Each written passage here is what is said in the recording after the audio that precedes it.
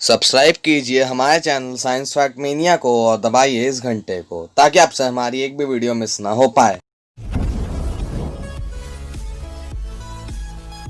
So hello guys, कैसे हैं आप लोग। स्वागत है आपका हमारे चैनल साइंस फैक्ट मेनिया में।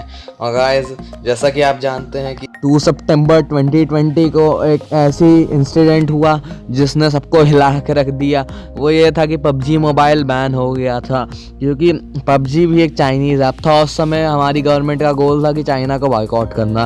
पबजी फुल्ली चाइनीज़ नहीं था, क्योंकि पबजी का जो मेन ओनर है वो क्राफ्टन है, जो कि एक कोरियन कंपनी है। बट पबजी में टेंसेंट का भी एक शेयर था और टेंसेंट एक चाइनीज़ कंपनी है। लेकिन पीसी का पबजी बैन नहीं हुआ, क्योंकि उसका रीज़न ये है कि पीसी का पबजी पूरा का पूरा क्राफ्टन ने बनाया था, लेकिन जो पबजी मोबाइल था उसमें टेंसेंट भी था, शामिल था। उसमें क्राफ्टन ने टेंसेंट की हेल्प ली थी, तो इसी की वजह से पबजी मोबाइल को इंडिया में बैन करना पड़ा। लेकिन उसके कुछ समय बाद ये भी खबरें हैं कि पबजी फिर से आएगा, जो कि सिर्फ कोरिया बनाएगा और वो बेसिकली सिर्फ क्राफ्टन बनाएगी। और वो अभी आप खेल भी सकते हैं। अभी ये गूगल प्ले पे तो लॉन्च नहीं हुआ है, पर ये क्रोम से आप डाउनलोड कर सकते हैं। और बेसिकली इसका नाम पबजी कोरियन है, पर इंडिया में पबजी इंडिया के नाम से आएगा। तो बेसिकली आज हम ये बात करने वाले हैं कि क्या पबजी कोरियन को खेलना सेफ़ है या फिर इलीगल है, और बेसिकली क्या इससे खेलने से आपको कोई ख़तरा हो सकता है फिर नहीं हो सकता, हम इसके बारे में बात करने वाले हैं। लेकिन उन सबसे पहले गाइस, अगर आपने अब तक हमारे चैनल साइंस फैक्ट मेनिया को सब्सक्राइब नहीं किया है तो प्लीज़ सब्सक्राइब कर लीजिए। मैं ऐसे ही इंटरेस्टिंग वीडियोस आपके लिए लाता रहता हूँ। और चलिए फाइनली इस वीडियो को शुरू करते हैं। तो बेसिकली सबसे पहले आपके दिमाग में ये क्वेश्चन आ रहा होगा कि आखिरकार अगर पबजी कोरियन पूरी तरीके से लीगल है तो ये प्ले स्टोर पे क्यों नहीं आ रहा। अगर ये पूरी तरीके से लीगल है तो इसे प्ले स्टोर पे आना चाहिए ना। तो उसके दो रीज़न है। पहली बात कि अब तक पूरी तरीके से बना नहीं है, अभी इसमें आगे बहुत सारी चीज़ें ऐड करनी है। और मैं भी ये खेलता हूँ, और मैंने जब इसे खेला तो मैंने ध्यान दिया कि इसमें बहुत सारे ग्लिचेज हैं अभी, तो उन्हें भी सही करना है। और ऊपर से हर फ़ोन में अभी चल भी नहीं पा रहा, वो भी एक बहुत ही बड़ा रीज़न है जिसकी वजह से प्ले स्टोर पर अभी ये नहीं आ रहा। तो इन दोनों रीजंस की वजह से अभी प्ले स्टोर पर नहीं आ रहा। लेकिन फिर इसमें एक और चीज़ है कि जो कि अलार्मिंग है कि अगर आप देखेंगे तो गेम स्टार्ट होते ही आपको स्क्रीन पर लिखा आता है लाइट स्पीड एंड क्वांटम। ये दोनों कंपनीज चाइनीज़ नहीं है, लेकिन उसके पीछे आता है टेंसेंट। इससे प्रूव हो जाता है कि इस गेम में भी टेंसेंट का थोड़ा सा हाथ है। लेकिन फिर इस चीज़ में भी एक छोटा सा ट्विस्ट है, वो ये है कि जैसा कि हम जानते हैं कि इंडिया में अभी COD यानी कि कॉल ऑफ ड्यूटी बैन नहीं हुआ है, जबकि उसमें भी अगर जब गेम खुलता है तो हमें दिखाई देता है कि इस गेम को बनाने में भी टेंसेंट का हाथ है। तो आखिरकार COD क्यों नहीं बैन हुआ? इसका सीधा सा रीज़न ये है कि COD में पूरा डेटा टेंसेंट को नहीं मिलता है। असल में उसमें टेंसेंट को प्लेयर की लोकेशन और ID और इन सब के बारे में ज़्यादा नहीं मिल पाता। वो असल में उसे बनाने वाली मेन कंपनी एक्टिविजन को ही मिल सकता है। वैसे ही ये वाला जो गेम है, ये असल में इसका जो आपका मेन डेटा होगा वो सिर्फ क्राफ्टन ही ले पाएगी, वरना वो टेंसेंट को नहीं मिलेगा। तो इसकी वजह से ये कम्प्लीटली सेफ है। इसके बाद इसमें एक और चीज़ आती है जो कि आपको लग रही होगी, क्या ऐसा पॉसिबल नहीं हो सकता कि इसे टेंसेंट नहीं बनाया हो, बस उन्होंने आगे क्राफ्टन लिख दिया हो और वही चिपका दिया हो गेम, बस आगे लिखा, बस इसका नाम चेंज कर दिया। तो ऐसा नहीं हो सकता, क्योंकि कोई भी आदमी, कोई भी कंपनी ऐसी कंपनी का नाम अपने गेम में नहीं रख सकती जिस कंपनी का कोई हाथ ही ना हो, क्योंकि ये काम एक इलीगल काम होगा और फिर टेंसेंट पे केस भी किया जा सकता है। और क्योंकि टेंसेंट की कई कंपेटिटर कंपनीज भी हैं, इसकी वजह से टेंसेंट को इसकी वजह से खतरा हो सकता है और बहुत बड़ा लॉस हो सकता है। तो मुझे नहीं लगता टेंसेंट इतना बड़ा खतरा लेगी।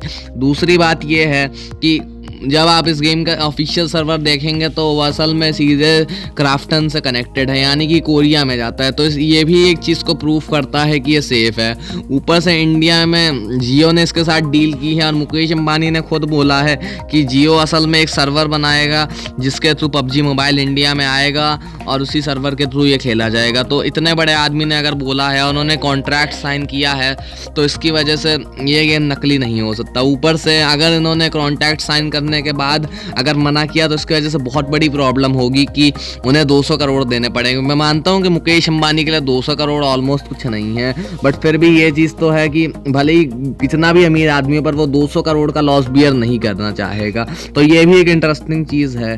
तो इसकी वजह से भी ये प्रूव होता है कि पबजी मोबाइल कोरियन लीगल है। और फिर एक और चीज़ है कि ये इंडिया में भी अभी आने वाला है।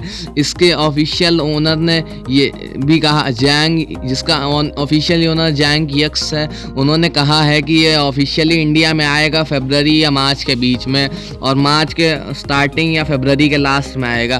तो मुझे नहीं लगता इतने सारे झूठ बोले जाएंगे, क्योंकि अगर इतना सब कुछ होता तो अब तक टेंसेंट पे केस हो जाने चाहिए थे। तो इससे ये तो प्रूव हो जाता है कि पबजी कोरिया इंडिया में आएगा।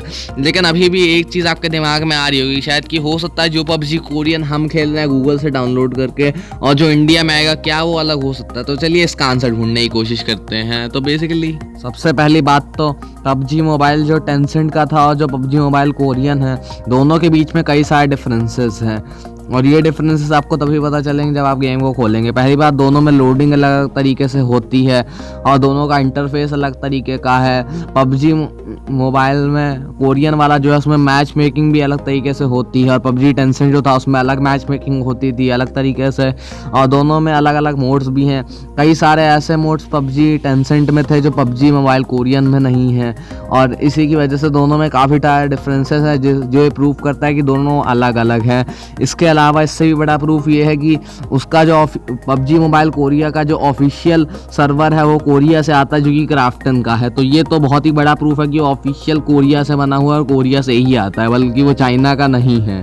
तो इन सब से ये प्रूव हो चुका है कि पबजी मोबाइल कोरियन चाइनीज़ नहीं है और वो सेफ़ है खेलने के लिए। लेकिन अब गाइस एक और चीज़ है कि अभी क्रोम पे गूगल पे पबजी का वियतनाम वर्जन भी अवेलेबल है, तो क्या वो सेफ़ है खेलने के लिए अगर आप खेलते हैं, क्योंकि वो भी बहुत पॉपुलर है और उसमें क्योंकि बहुत सारे एक्स्ट्रा मोड्स हैं, थोड़ा सा फ्री में मिल जाती हैं चीज़ें पबजी कोरियन वर्जन के मुकाबले, तो उसे थोड़े और ज़्यादा लोग खेल रहे हैं और ज़्यादा पॉपुलर है। तो क्या वो सेफ़ है?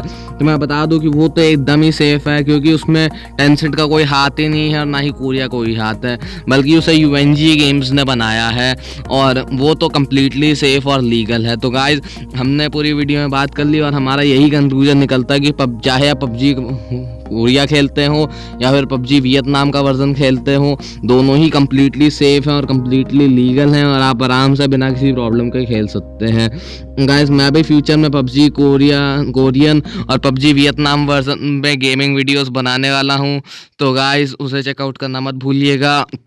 तो चलिए गाइस आज की वीडियो के लिए बस इतना ही। मैं होप करता हूँ आपको वीडियो बहुत पसंद आई होगी। लीव अ लाइक अगर आपको वीडियो पसंद आई, साथ ही साथ हमारे चैनल साइंस फैक्ट में सब्सक्राइब करिए, साथ ही साथ कमेंट करके बताइए आपको वीडियो कैसी लगी, और शेयर तो ज़रूर करिएगा ताकि आप अपने दोस्तों तक भी बहुत ही इंटरेस्टिंग इन्फॉर्मेशन पहुँचा सकें। तो गाइस वीडियो देखने के लिए बहुत बहुत थैंक यू। मैं मिलता हूँ आपसे अगली वीडियो में। Till then stay tuned and thanks for watching.